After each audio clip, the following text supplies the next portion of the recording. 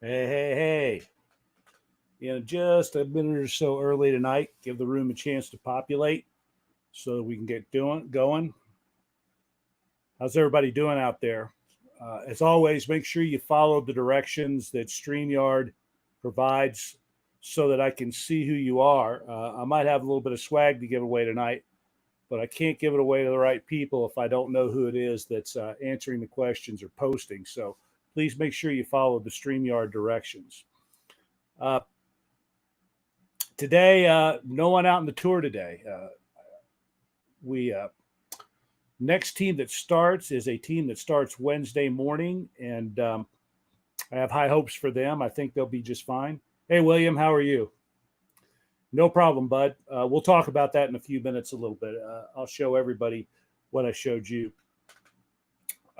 Spent most of my day today on a little bit of a shuttle trip. Normally, I don't shuttle people on the tour of Idaho anymore. The reason for that, I was telling the guys today, it's kind of a funny story. I haven't told this that much, but it'll give you an indication of what it's like to run an event like this. About 8 or 9 years ago, I had a team that insisted that their way of doing navigation was better than mine. And their way of navigating was to put their iPhones on the handlebars of their motorcycle and run an app called Gaia. And that was going to be just fine. And even though I told them, look, your phones are not likely to work in a lot of places, they're vulnerable, all the things I tell everybody, that's what they decided to do. And they had no backup. They just had 3 cell phones. And they actually did okay. They were good riders and, had a pretty good outdoor CV. But in those days, that version of the tour, the first really tough day was at that time, day 7. And that was a day that went all the way from Lowell to Wallace. Might have been day 6, but it was the day that went from Lowell to Wallace. It's before we started breaking that up. And just as I told everybody this year, there's a place in there out on Windy Ridge Trail where all of the maps are wrong. They've always been wrong. They're still wrong. And I briefed those guys. I talked to them while they were here. And, I tried to explain to them, I tried to go through the route book. They didn't take notes. They just weren't interested in hearing it. They were pretty sure that they had it all knocked. So they get up there and they get lost, and they did exactly what I've told all of you will happen. There's a place up there on Windy Ridge Trail where if you follow a trail map, you're making a huge mistake. You have to trust that my waypoints are right. And there's a perfectly good trail there. There's no reason to get off this trail except if you're trying to follow a line on a map, which is not right. And because so many people have done it, there's a little goat trail that goes off, and you eventually end up, after hopping way more logs than you probably want to, you end up cliffed, and then you can't get back up. And that's what happened to these guys. And they were pretty sore about it. So despite the fact that I had done everything in my power to try to dissuade them from this course of action, which I thought would ultimately be their demise and was, they were sore about it. They were angry with me. So I was supposed to shuttle those guys, and I jumped in the truck, and I was on my way up to get them. And when I was about 100 miles away from where I was supposed to pick them up, I got a text message that said, ha ha, joke's on you. We found a better way to get a ride out of here. And that's what you get, you asshole sandbagger. So that kind of put an end to shuttles. Now, that's kind of an anomaly. Most people are not like that. But that also directly informed our decision to make day one of the hardest days. Because now we screen all those people out in day 1. They'd never get to day 7. They'd never get deep in the tour. The problem with people getting really deep into the tour before they start encountering things that are really difficult is, again, this isn't everybody, but there are enough people that do this that it's a problem. People kind of gain a sense of entitlement. Like they've invested all this time and effort. They've gotten this far. And now the world, or more specifically, I owe them something for their effort. And that's just not the way it works. I mean, if you can ride the whole thing, you get the credit for it. If you can't, you don't.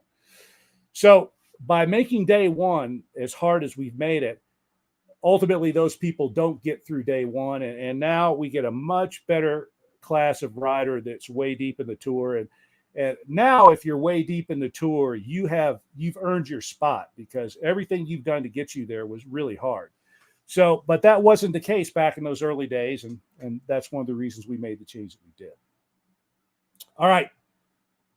I am seeing a lot of people here tonight. Holy cow. This is like a record. Thank you very much. But again, I shuttled Armadillo back today. I went up and met those guys in Ledore and rode them back. There is no team that has broken my heart, and I suspect as many other hearts in the last few years. It was like a gut punch watching those guys basically have their error on Saturday night and get themselves washed out. It just was horrible.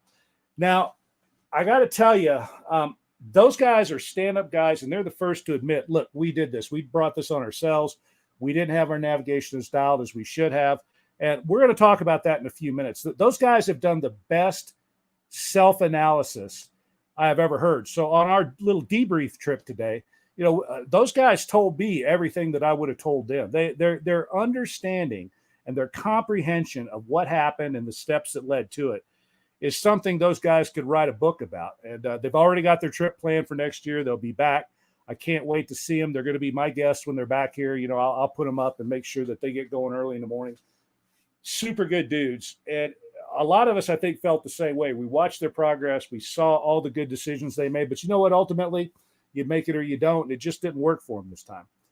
But one of their big problems was that the Garmin issue that cropped up over the weekend. One of their biggest problems was that I couldn't talk to them. They were trying to send me emergency messages on the Garmin. I was trying to send them back, and they weren't going through. Had that Garmin system worked on Saturday night the way we all pay for it to work, I would have told those guys, you're 30 feet from the trail. You just can't see it. Those guys were literally 30 feet from the trail. It's just that the brush up there is so thick, and they were on such steep terrain. They didn't know that. They could have easily just walked around on level ground and gotten to it. In fact, at one point, they actually rolled over an old road. They just didn't recognize it in the condition they were in and in the terrain. So had that PLB worked, those guys would be in Lowell tonight. It's bad luck. I mean, normally they would have texted me and I would have said, yep, I can see exactly where you're at. This is what you need to do. It would all gotten fixed. But as it was, they had to holler for help. Somebody had to come in and get them. And, everybody is really bummed about it. But you know what? Those guys are such solid guys, such solid good. Not an ounce of complaint in them. They're not pointing fingers at anybody. They just say, hey, this is us. Part of it is we made some bad decisions, and part of it's just bad luck. So they'll be back, and we'll welcome Armadillo back next year. Right now, I have it on good authority. They're on their way to Colorado to meet up with some riding buddies, and hopefully the rest of their week will go a little bit better. So I want to start out tonight by having some fun. And hi to everybody. I'm seeing all these names pop up, and I'm just super stoked that there's so many people watching. So I want to have a little bit of fun tonight. And I got a little bit of swag I may give away. What I'm going to do here, let me bring this in. There we go. I'm going to bring up some pictures here, and I'm going to talk about these pictures. And occasionally I may ask a question about a photograph. And the first person that provides the correct answer to this question, if you are on a 2020 team and you're going to be coming through, I'll have some swag waiting for you at the flagpole. So I'm not sending this to anybody. I'm not even going to walk out to the mailbox to put a package in. If you are on a 2020 team and you answer one of these questions correctly, or I say there's some swag coming at you, I will make sure I reserve something for you at the flagpole. So the first thing I want to do here is I want to go through this stuff right here just because.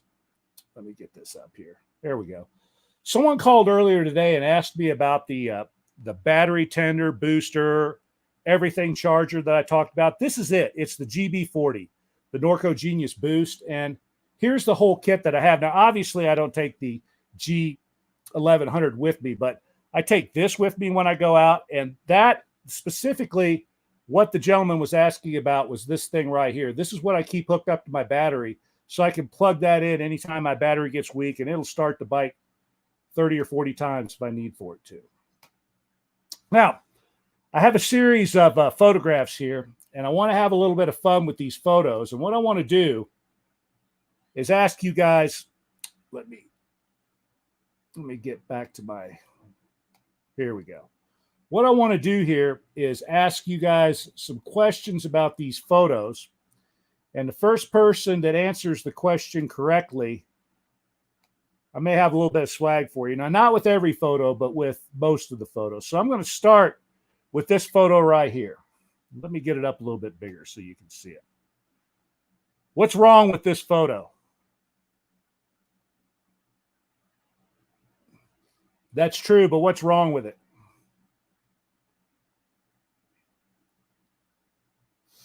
And that's not exactly right. All right, let me go to another one.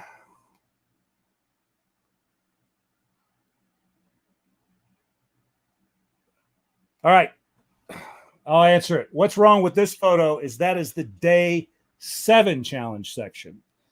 And if you are in that spot, you need to turn around and go back, because if you are where that photograph was taken, things are about to get extremely bad. Let's pull up another one here.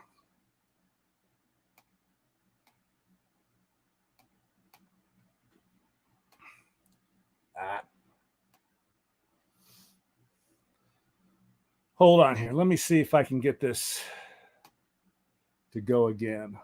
Hold on just a second.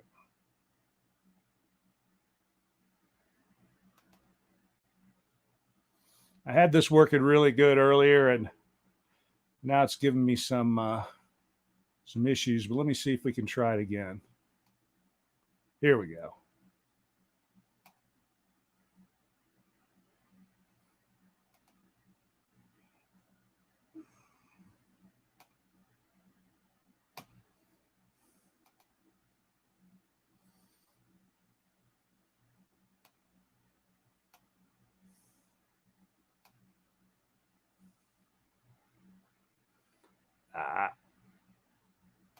Let me see here. Let me try this again one more time, and if not, I'm going to move on to something else. I had this all hooked up earlier. It's ticking me off a little bit. That's not working. Okay, let's try this. All right. Tell me about this photo. What's wrong or what's right about this photo?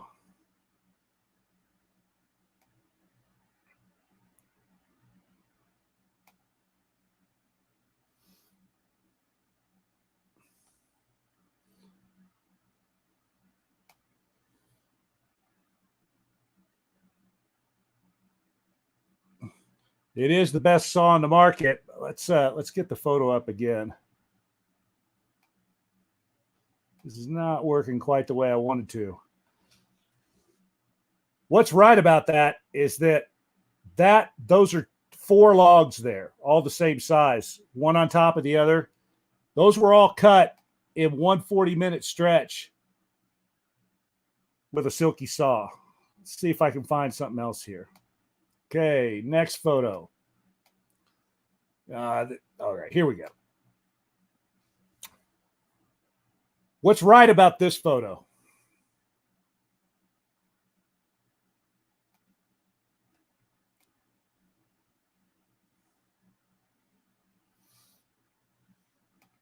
Let's see what we got here. I'll put it up again for just a second.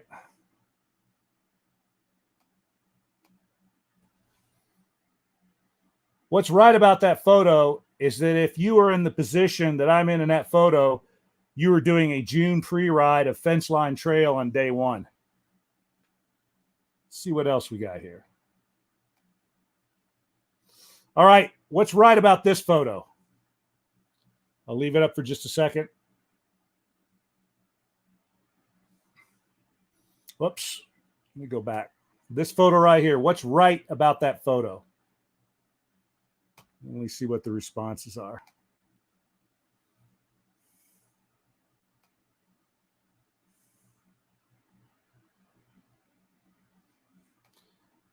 Jeff, you won the prize. Good for you. That means that a lot of you are doing the best thing you could possibly do to help yourself out to ride the Tour of Idaho. Now, a lot of you are really strong riders, But I tell you what, Jimmy can help anybody. That guy knows more about the kind of riding that we do here than anybody. And I've gone to see him a couple of times, and as soon as I get my new hip, I know things are going to feel different. I'm going to go see him again. The good thing about it is, too, he's a Tour of Idaho vet. He knows about this. When you go take one of his classes, as a lot of people do, we send Jimmy a lot of people. A lot of prospective Tour of Idaho guys go see him. He gives you he'll teach the class. He does what he always does. But you could certainly avail yourself to some of his knowledge while you're down there. It's worth doing. So let me see what else we got here. Okay, what's wrong with this picture? What's wrong with this picture? Let's see what we get here.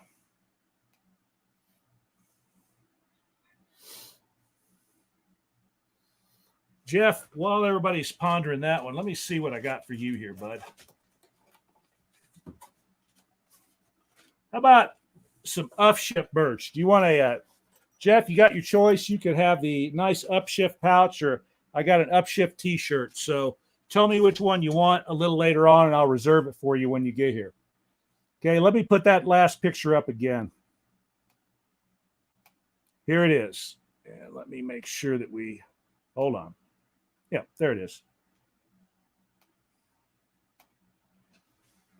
What's wrong with this picture?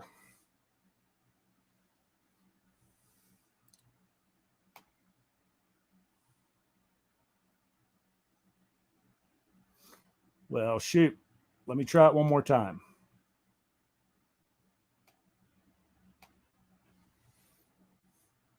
What's wrong with this picture?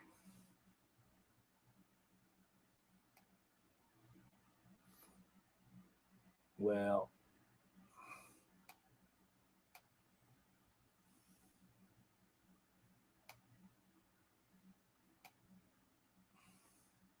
see it now?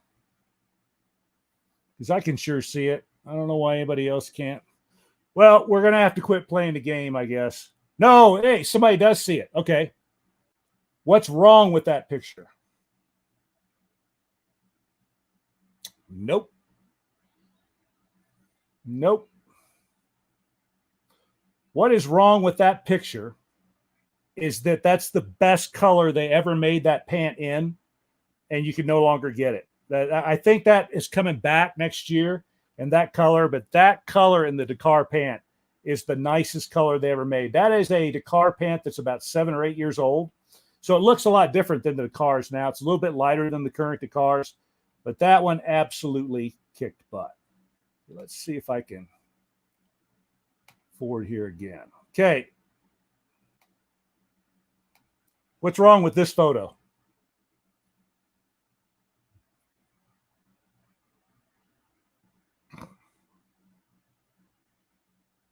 What's wrong with this photo?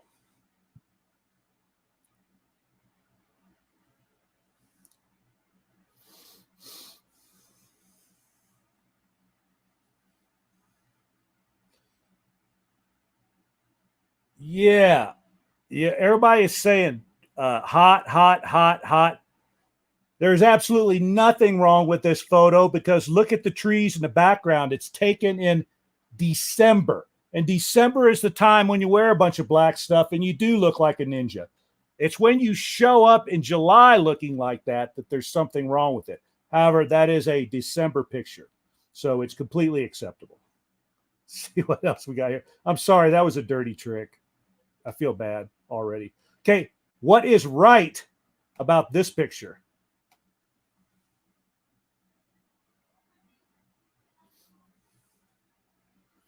It was a trick question, and I feel bad about it, but just a little. What is right about this picture?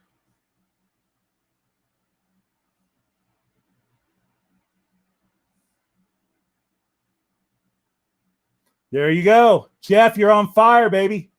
That's Sundance Mountain right there. So, Jeff, I got a pouch and a t-shirt for you when you get here.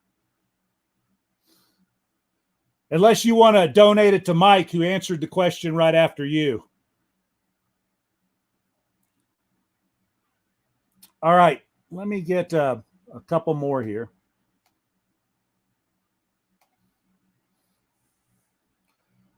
What is mostly right about this picture?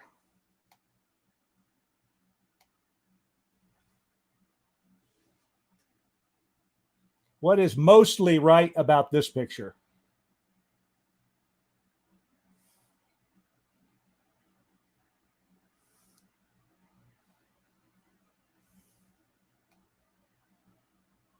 All right, Mike, Jeff donated the shirt to you, buddy.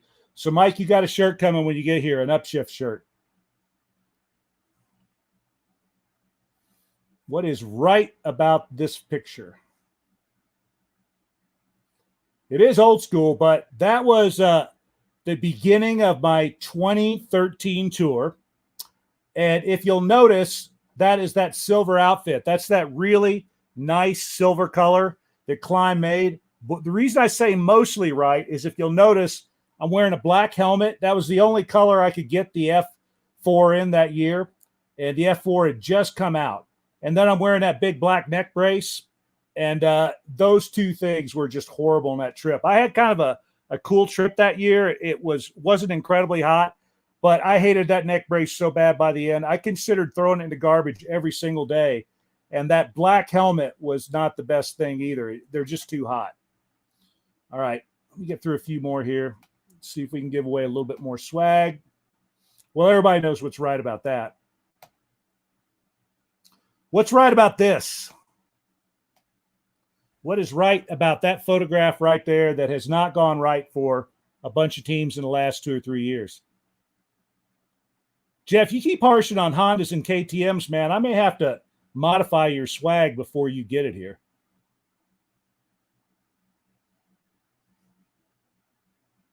What is right about this photograph? If you were seeing this, you were happy for what reason?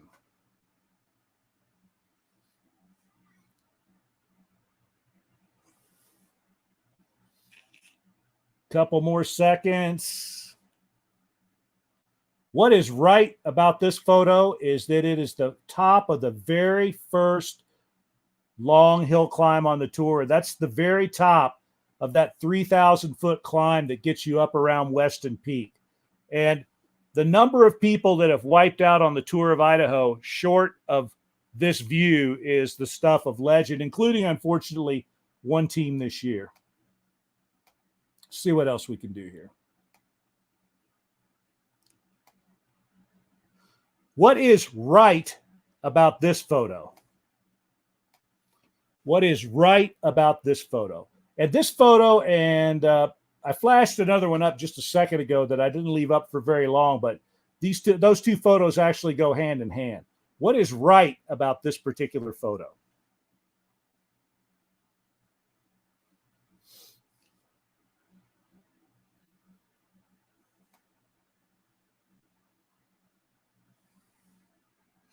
What is right about this photo is the last time it was as hot as it is in Idaho right now. We've had 3 days in a row where we've had triple-digit temperatures. Very good, Damon. Back around, I don't know, 2007, 2008, somewhere through there, we had a really hot summer when I started out last week of July. And instead of riding it in the day, what I did was I got up at 12:01. I mean, I hit the trail every morning at 12:01, rode till about 2 in the afternoon. All the hotels along the way were open at 2. And it was one of the nicest trips I ever had. Now, the scenery's not all that great. And you have to know the route really well in order to be able to do your nav in the dark. But I'm telling you what, we're going to talk about that in a few minutes. On these really hot days, it's not a bad strategy at all to get started super early in the morning and do a lot of your riding before it gets too hot. Let's see if I got anything else here. I think everybody knows what's right about that. And that's about it. All right. I'm going to go back to this for a while. There's one other document I want to bring in here. Let me see if I can get it, because it's what we're going to spend some time talking about here in the next little bit. Let me see if I can find this Chrome tab. Nah, that's not right.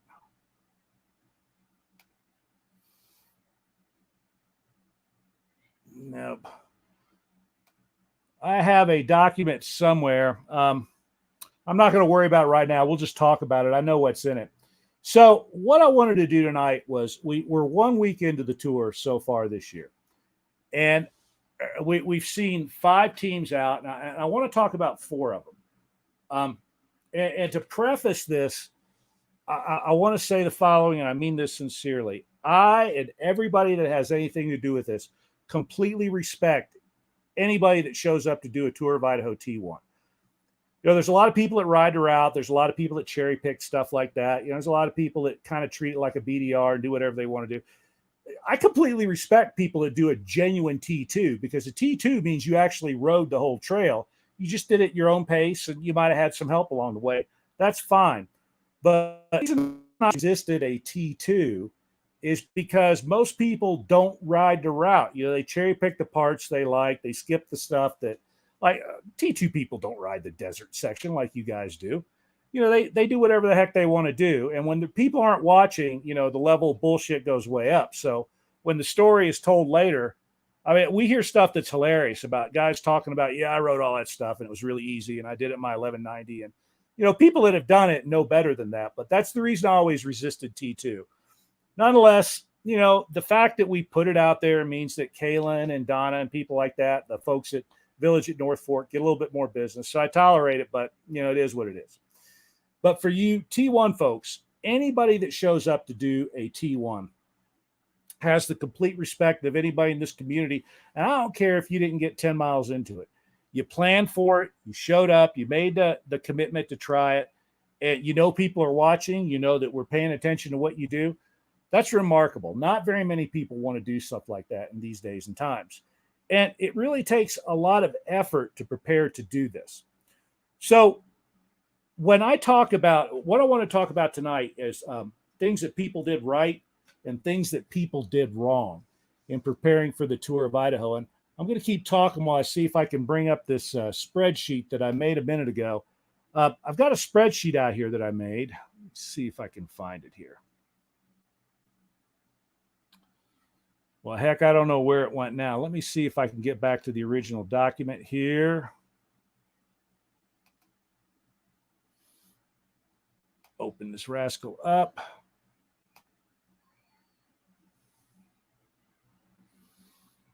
Well, that's just plumb disgusting. I made a document a few minutes ago. Now all traces of it have vanished. I even made a PDF, and I don't see the PDF anywhere anymore. Look at one thing here.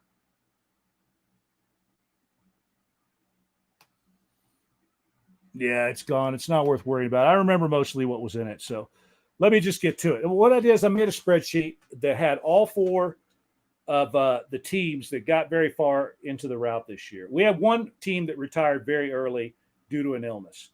But we've had 4 teams that either got through day 1 or, in the case yesterday, got about halfway through day 1. Those teams were Sawzall, Armadillo, Top Quark, and yesterday Couples Therapy. And what I wanted to do was just talk a little bit about things that went right on those trips and things that went wrong. And the spreadsheet was kind of interesting because what I did was I had a list of things that we talk about a lot, the spreadsheet, and I put check marks beside them if those teams had checked all those things off. And it was pretty clear that the team that had checked off everything was Armadillo. And the point of that nice visual aid was that by checking off all those marks, they got way deep into the tour. And the teams that had checked off fewer of those marks didn't quite make it as far. So let's go through it one by one. Let's talk about Team Sawzall first. So I put 5 categories down when I was evaluating these teams. And the first of these categories was, is their riding ability good enough? And all 4 of these teams, that box is checked off. Really good riders in all 4 teams. On 2 of the teams, extensive race experience. On another of the team, some race experience. The team that was had the least race experience, Sawzall, those guys are nonetheless really strong. One guy hadn't been riding very long, but their outdoor bona fides were really good. And if you just look at the pace they rode day 1, it obviously indicates some skill. Maybe not the best judgment in the world, but a lot of skill to ride some of that technical terrain as fast as they were going. So all four teams checked that box. Their riding ability was all good. And furthermore, almost every team that shows up here can check that box off. Lack of riding ability is almost never the reason for not finishing the Tour of Idaho or not getting very far into it. Most people ride good enough. It is my estimation, and I believe this is widely shared among tour vets, that riding ability is about 50% of it. The other 50% is all this other stuff. Can you navigate? How do you feel about being way in the middle of nowhere by yourself for a long time? Can you think on the fly when things change pretty quickly? Are you able to slow things down and think your way through it? All those things matter a lot. How flexible are you in your thinking? Well, the second category I had was, did this team show up with a rig that was well suited to the Tour of Idaho? And I wasn't able to check that box for all of the teams. The teams that checked that box off completely, was Armadillo. Armadillo had thought long and hard about their motorcycles. They had made adjustments to the suspension on them, which is incredibly important. They'd gone out and they test ridden them in the heat, and with all their stuff tied on, they thought about everything. Even at all of that, though, on our debrief ride back today, they talked about the 10,000 little things that are just really difficult to think about. Little things that we tell people, and everybody just blows it off and goes, "Oh, those guys are just being anal about that stuff." There's no way that makes a difference. And it really does make a difference, because something as small as the way the bags that you put on the back of your bike impede the movement when you throw your leg over the bike to get on and off. When you're doing that 40 times a day, getting on and off a bike, 40, maybe 100 times when you're going across the desert, you got 30 or 40 fences you got to open and close. If you've got a bag that requires just a little bit more effort, it's got a slightly higher profile, or the bag is constructed of, instead of that smooth ballistic cloth, it's the coarser cloth, and your leg kind of rubs a little harder when it goes over it. Little things like that make a humongous difference. So a lot of times when we recommend equipment and say this is the best thing, it's because of really little things like that the rest of us have found really make a difference. Those giant lube bags are great because they're really slick. So when you're throwing your leg on and off over them, especially if you're wearing the climb pants, it's butter. They don't hang up at all. Other bags that I've tried sit up a little higher. They sit a little farther back. They've got that ballistic cloth on them that's, sort of like a textured Cordura, and I find it a little bit more difficult to slide my leg over top of that. You do it one time, doesn't seem to make a difference. You do it a dozen times, how hard could it be? You do it 500 times over the course of 10 days, and it makes a difference. So those guys figured a lot of that stuff out while they were on the tour. But basically, all the stuff that you would expect a reasonable person to have thought about, those guys thought about. Now, Sawzall, same way. Their rig looked really good. They put some thought into it, and they done what I think a reasonable person would do. Their bikes were light. They didn't have a lot of stuff. They thought through suspension and issues like that. They thought through their fuel. All that was pretty good. So let's talk about Top Quark. Top Quark, before I even said a word, they looked at me and said, yeah, we know what you're going to say. They didn't change their suspension settings for the tour. They just kept the same suspension settings they keep for racing. That's not going to work. That means your bike is riding way low down in the stroke, and it essentially means you don't have any suspension. We talked about that a little bit. I talked about some changes that they could make sort of on the fly, but for most of you with the weight that you're going to be carrying on the Tour of Idaho, you got to respring the thing. You're probably going to have to go up, at least one or two. You may have to revalve it. I mean, send it off to Conflict, or I like Conflict because Alex knows what we do and he's got it dialed. But there are all kinds of people that'll do it for you. But make sure that your suspension is set up, because if it's not, that bike will fight you for 2,000 miles. It'll be the most miserable experience in the world. And then yesterday we had couples therapy. Now, couples therapy, I haven't talked to them very much, just a few PMs back and forth.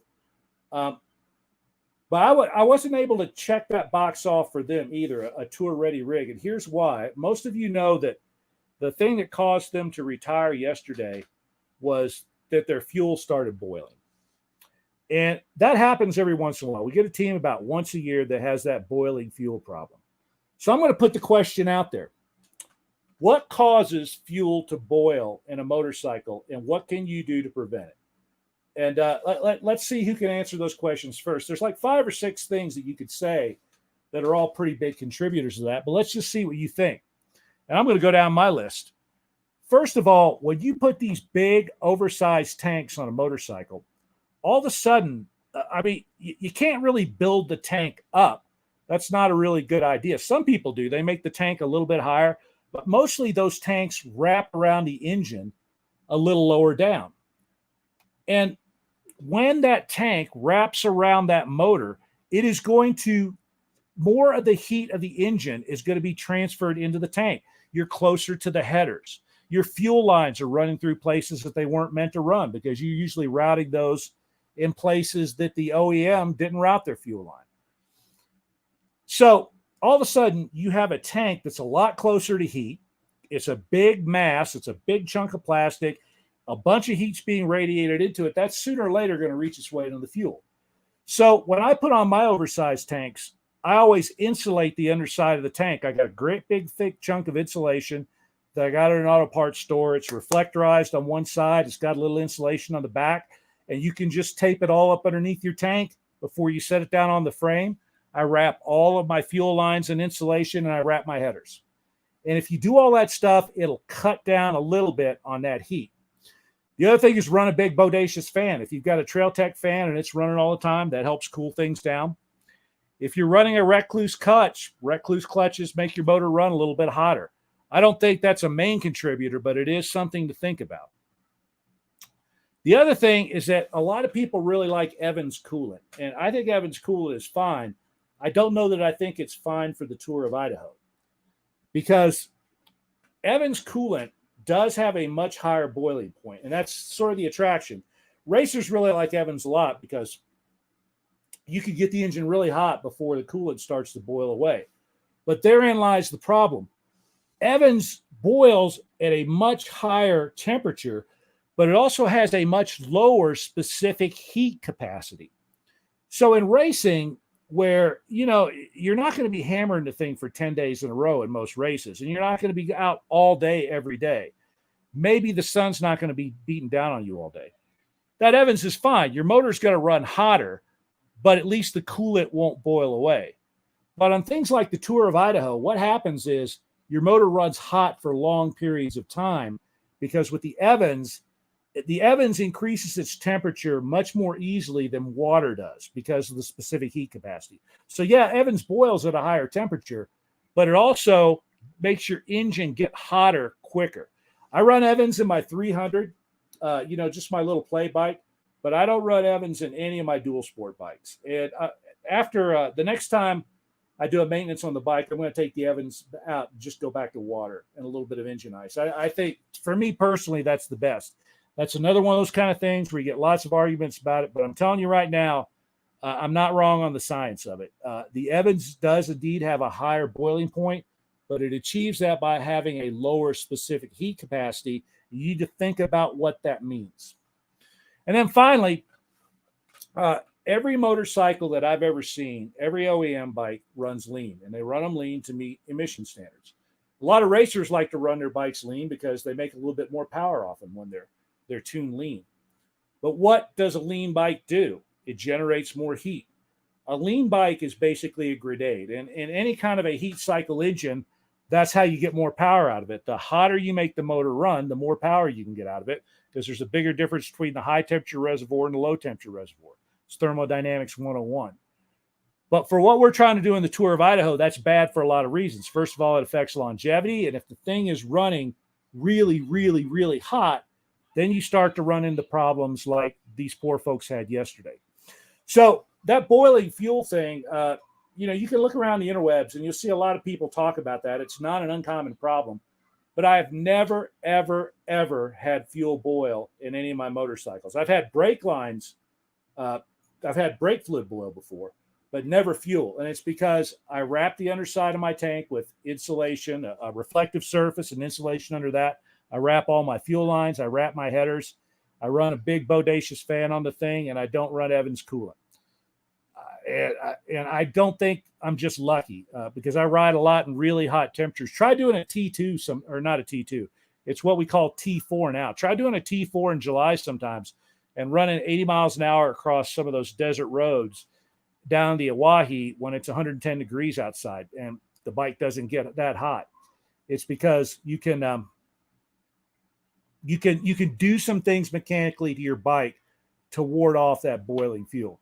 Now, there's some weird things that can cause that too. You know, sometimes in fancy systems, there's check valves and things like that malfunction. But I'm just talking about the big things that are really common causes of it. And what I saw yesterday in the videos that Couples Therapy posted up, that looked to me like maybe they hadn't bothered to insulate the tanks or the fuel lines or the anything like that. And that's what's going to happen. So that's a box that I couldn't really check for them. You know, they knew they were coming down to ride in high heat. And that's something that if you had gone out and practiced with all that, you would know that might be a problem. Now, they're not the first people that have done that. That happens a lot. And it's one of those kind of things that people, you know, if you've never experienced it before, it's a little hard to anticipate something like that's coming. So that's not at all a knock on those people, but it is a mechanical issue that has a solution to it if you have the wherewithal to sort of sort through that. You find that out by doing check rides in Tour of Idaho type conditions.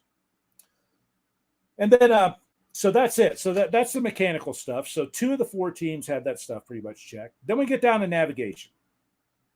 Again, I think that it appeared to me that Sawzall understood navigation pretty well. Those guys had really good outdoor bona fides.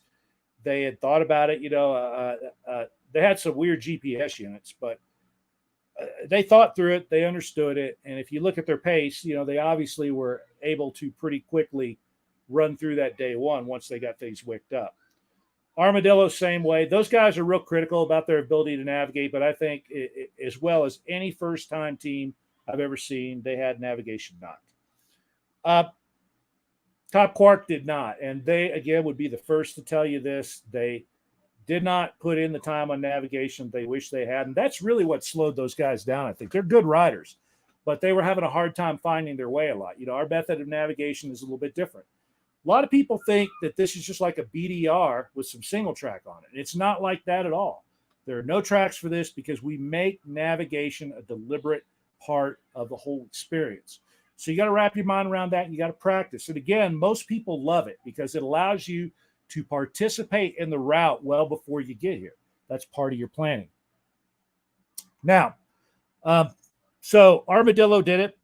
The only team there, I would say, that didn't really have their navigation dialed was probably Top Quark. And I think those guys are a little hard on themselves. I think they were better at it than they let on. But they admitted right off the bat, we know we should have done a better job of navigation. Next thing on my list, disciplined throttle. Did you ride a disciplined pace? A pace that's not too slow, that's not too fast. Now, there's a lot of subjectivity to that. Depends on who you are. You know, a disciplined pace for me is not the same as a disciplined pace for Cody Webb. You know, people are different. But I'm telling you this, I don't care who you are. There's a certain pace that even though you may be able to ride the whole tour at that pace, your equipment cannot. Your bikes simply will not absorb the pounding they're going to absorb for nearly 2,000 miles if you're trying to ride a race pace down these trails. So you got to keep it down a little bit. So I think that's probably what did the first team Sawzall in. You know, early in the morning, they were riding a pretty reasonable pace. They got a late start, which was a problem. And by the way, that's another category I had that I forgot. What teams got an early start?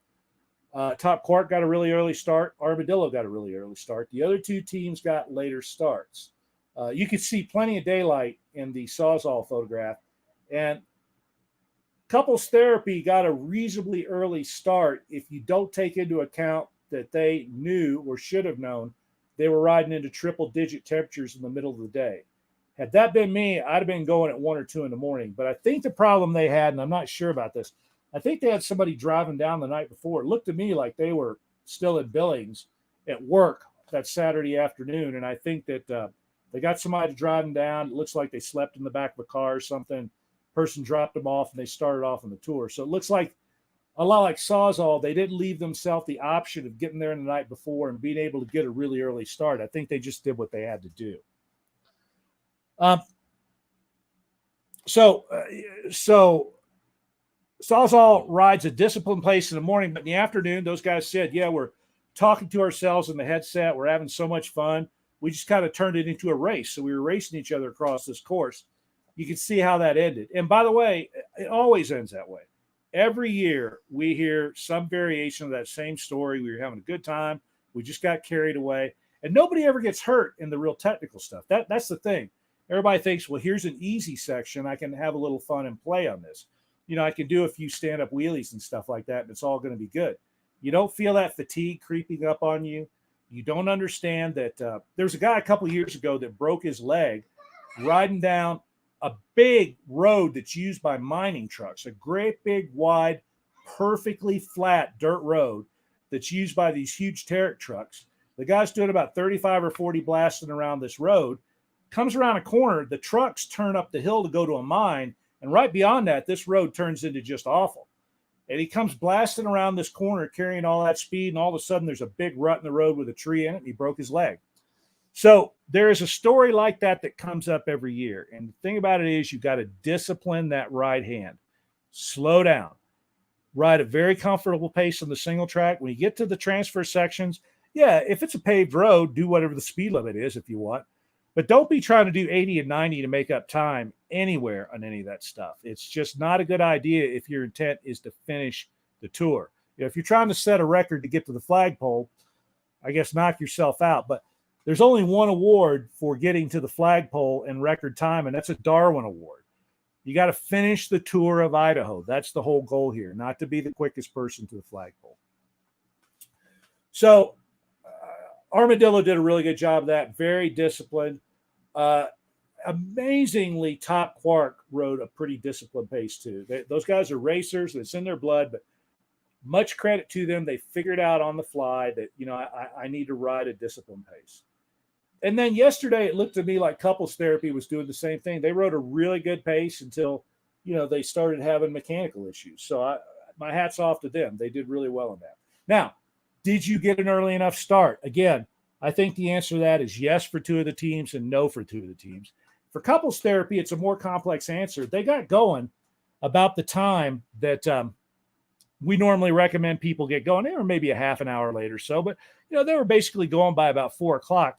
But if you're going to be riding into what turned out to be 104-degree temperatures that day, what's wrong with getting up at midnight and getting going at 12:01? You can be on the trail at the stroke of midnight if you want. You can't start earlier than midnight, but as soon as the clock strikes midnight, you can be blazing if you want to. Let's say you take 12 hours. That'd be pretty quick, but let's say you took 12 hours to do the first day. You start at midnight. You'd be at the flagpole at noon, well before it gets hot. I've done that. Other people have done that. It's a really good strategy when days are really hot. And again, the team that really figured that out this year, Armadillo did some of that, but the team that really did that was Top Quark. Look what time they got going to ride day 2, the desert section. Their beacon came on at like 1 a.m, and they were out in the desert way before it got hot. Peak heat around here is 5 o'clock in the afternoon. Yesterday at 4:30, it was still in the upper 90s. At 6 o'clock, it was 104 degrees. So it gets hot really late in the afternoon around here, and if you could be in before then, you're in really good shape. So those were the big things that I looked at. And so, again, if you look at the team that checked all of those boxes the best, it was clearly Armadillo. They had their navigation down. They got early starts. They rode a disciplined pace. They showed up with tour rigs that were pretty well sorted out. They weren't perfect, but they were pretty well sorted out. And that's why those guys got so deep into the tour. And if it hadn't been for our friends in Russia who hacked Garmin, I think those guys would be getting into Laksha Lodge about now. I think we'd be talking about the first team on the route this year is probably going to be the first team through. It's a shame. And again, bad luck. It's just bad luck that got those guys. I did a little video the other day, and I showed people what happened to those guys exactly. And today they confirmed it.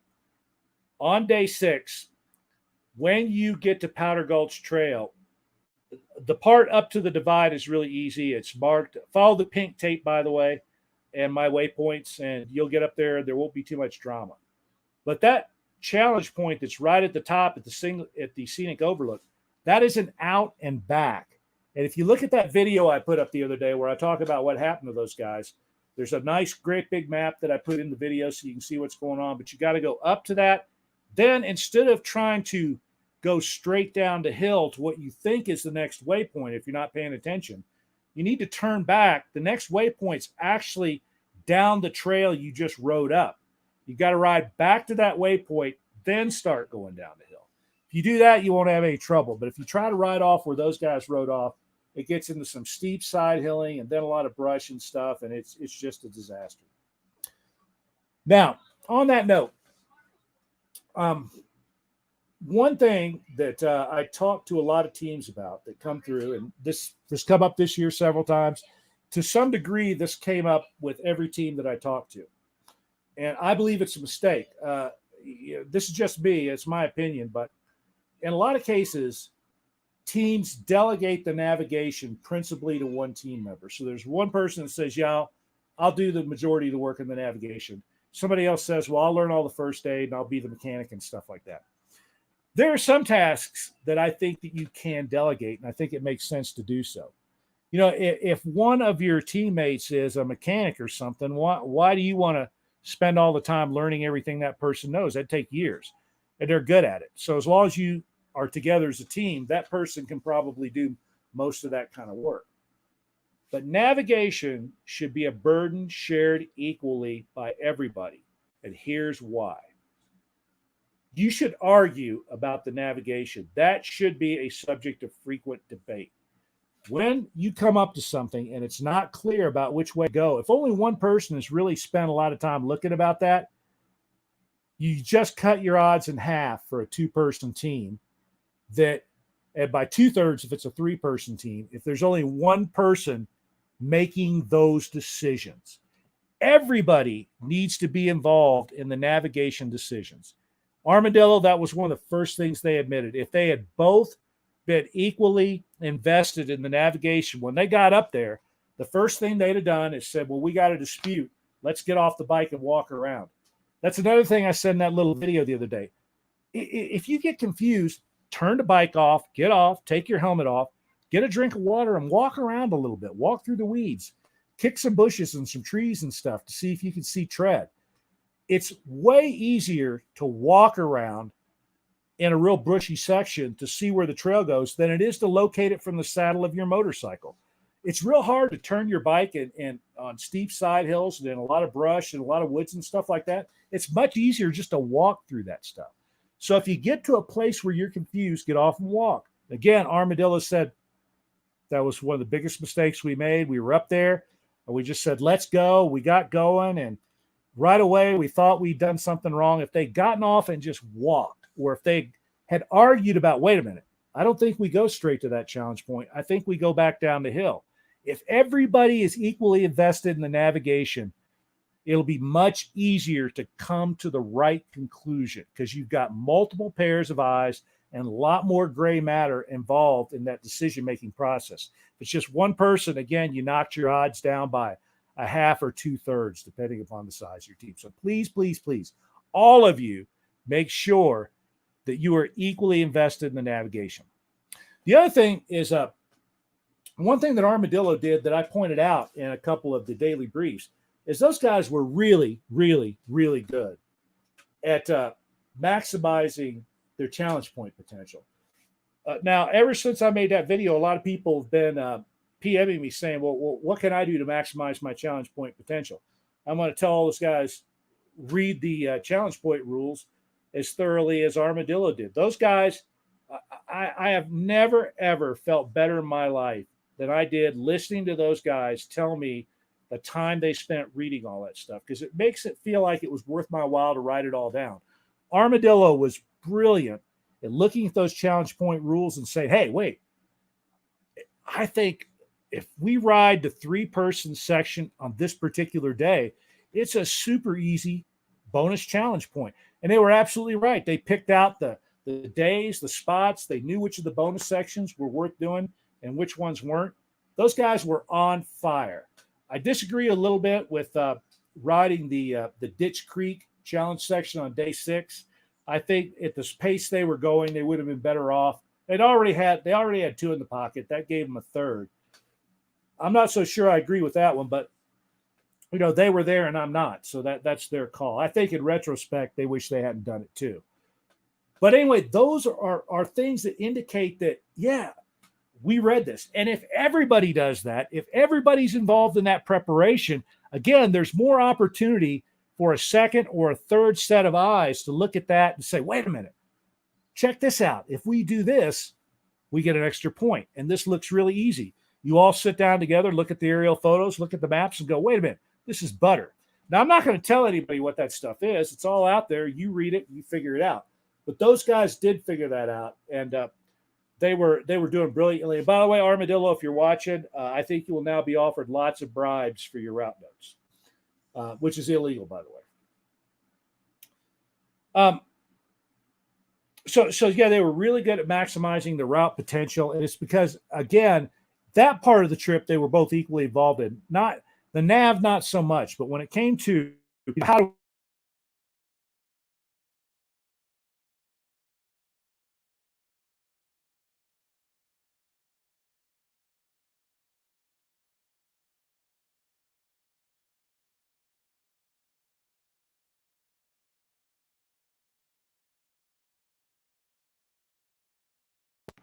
every team told me that I talked to about this, they wish they printed the maps. Nobody did it that I've seen so far, and all of them said this was a mistake.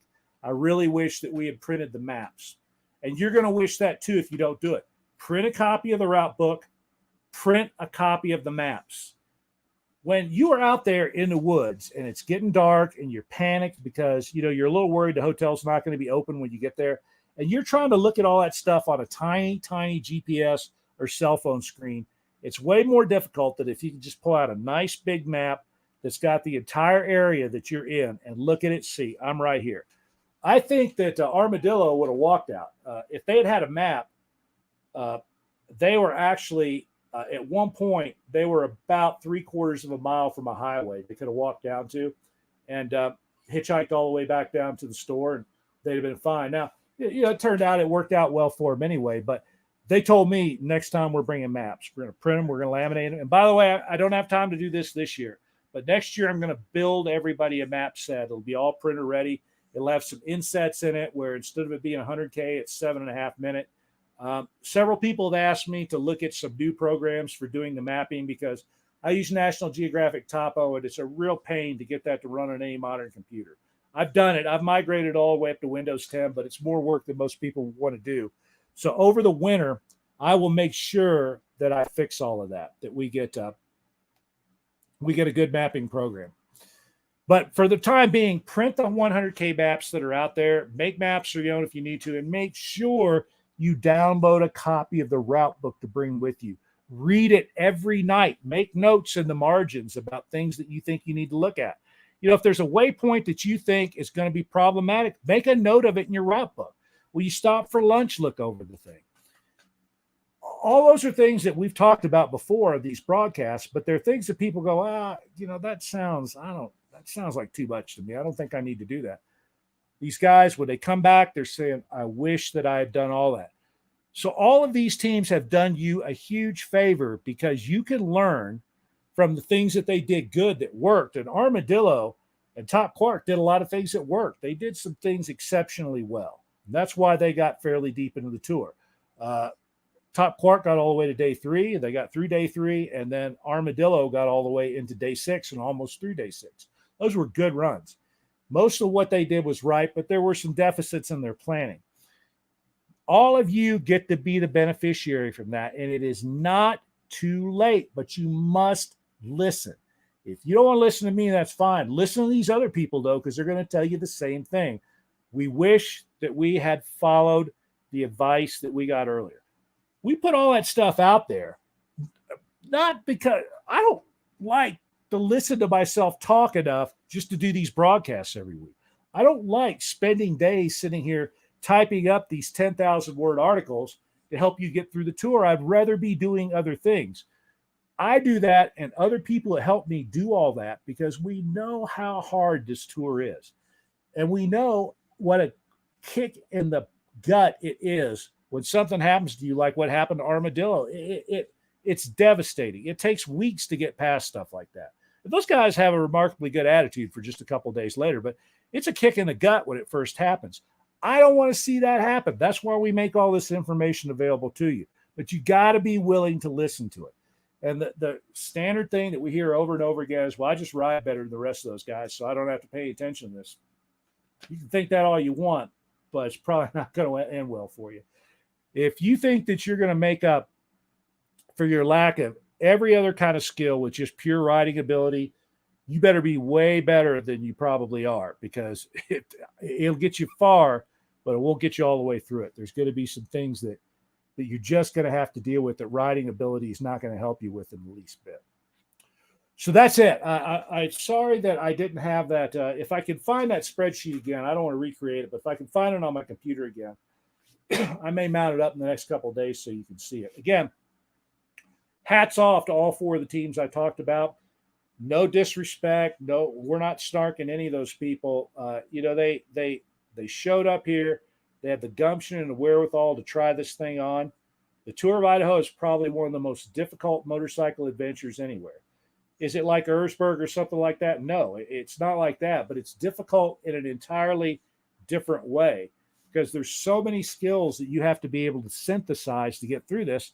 And that's why success is so rare. We got 33 teams that were on the calendar at the start of this year. It's going to end up being maybe 10 less by the time it's all over. But, we still have 20, 25 teams, something like that, out running the route, over 60 people. And this year we'll have 8 finishers, is my guess. We'll have less than 10. Last year was a banner year, and I think we had 7. So success is not the most common outcome of this, but it is possible. And when you talk to the people that have done it, and people that have done it multiple times, there's remarkable agreement on the things that you need to do, the equipment you need to carry, how to set up your bike. All this disagreement is generally among people that have never done it before. The people that have done it, they don't agree completely on everything, because we're all different. We all have individual little quirks, and there's things in our riding style, our personalities that make us all different.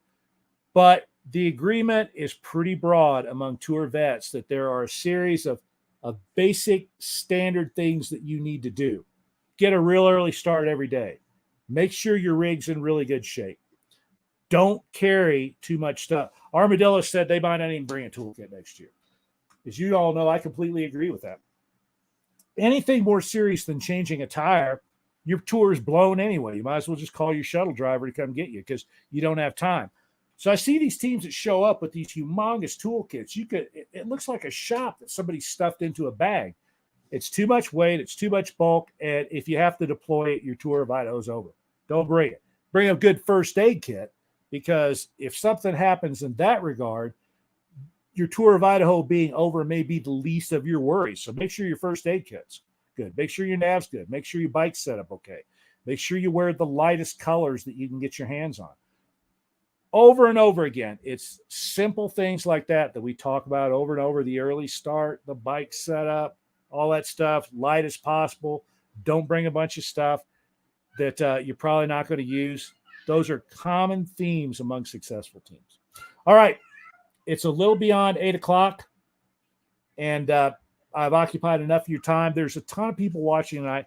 And once again, I cannot adequately express to all of you through the TV here. I think this is better than just writing it up, because you get to see me talk and you get to see my facial expressions and see that I hope it comes across that I'm sincere, that I want you to succeed.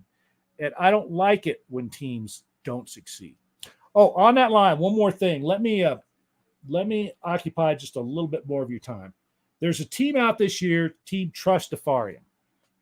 And Trustafarian did something extraordinary today.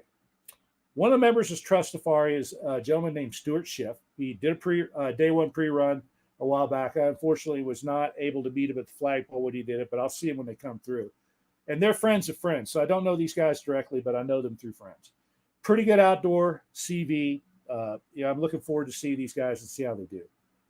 Stuart sent out a letter today to all of his friends and family, everybody that's likely to have his PLB link. And he told them basically the following. This is how the PLB works. Occasionally it won't update, so don't freak out if that happens. If something does happen, do not bother the Tour of Idaho guys. They're on it. They're watching this too. All you're doing is slowing down any potential response. If we need you in particular, we will send you a particular message. But if we have to use the SOS, or if we have to ping Martin for assistance, it doesn't do any good for everybody else in the world to get involved in that. It just slows things down. These guys have a lot to do. They're trying to pay attention to a lot of teams that are out in the tour on most days. Stay out of it. That is one of the best things anybody's ever done. And Stuart, I got some swag for you when you show up here. I got something nice for you. I made a little video about that the other day. Look, I watch everybody, and so do the people that help me with this. There's always at least a half a dozen people watching you while you're out. I've got computers everywhere, and it's up on every computer, any place I go during tour season. As long as you've set up your beacon so that I can contact you directly, which before yesterday was not very common. In the last 24 hours, I've gotten a whole bunch of emails about how do we do this, and we've gotten it worked out for most people.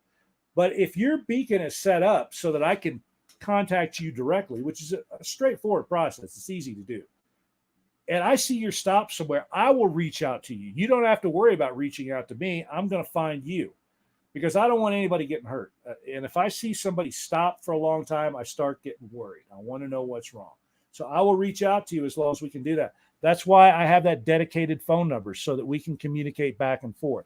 But Stuart, thank you very much for asking your friends and your family to lay off. That's why we don't admit friends and family into the Facebook group. It's because when things go wrong, all of a sudden there's an enormous amount of crosstalk, and it's just not helpful to anybody. We had a rescue once, and my phone blew up. I'm trying to talk the search and rescue people into what actually turned out to be a fairly complex extraction. So I'm talking to a dispatcher way up north who's talking to people over a radio connection, and then finally a satellite phone, and I'm trying to direct them down all these dirt roads. And the whole time I'm doing that, my phone is just blowing up with messages from this rider's family. What's going on? Why aren't you answering our messages? You know, we have a right to be informed about what's going on. That's not my job. My job is to take care of the people that are out on the tour. That's my job. It's not even really my job, but it's a responsibility that I accept. All of you are adults, and you should be capable of extricating yourself from those situations. But nonetheless, you thought this crazy idea I had was worth taking on. My commitment is that I will do everything I can to help you get through it. But you got to get your wives, your girlfriends, your mom and dad off my back. It just slows things down. So, Stuart, thank you so much for what you did, buddy. That was awesome. And again, everybody, thank you so much for watching these things. It's great being able to talk to everybody on Monday night. I feel better about being able to talk straight to you than writing things down the old interwebs, because I think you lose some nuance and things like that. And I think talking directly with you helps a little bit.